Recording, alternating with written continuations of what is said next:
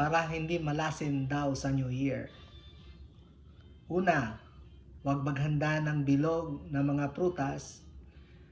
Baka gumulong lang palayo ang inyong mga swerte.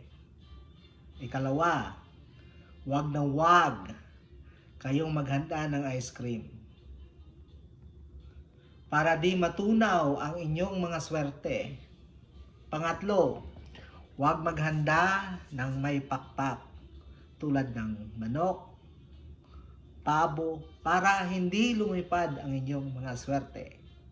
Pang-apat, huwag maghanda ng may apat na paa tulad ng baboy, baka, at lalo na ang kambing.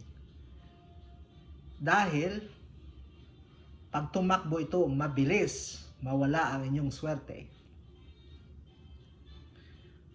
Panglima, huwag maghanda ng lamang dagat tulad ng isda, alimango, kasi malulunod lamang ang inyong mga swerte. Para siguradong pumasok ang swerte sa 2024, huwag na kayong maghanda. Oops.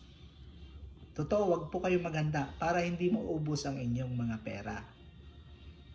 Happy New Year, mga friends at mga relatives.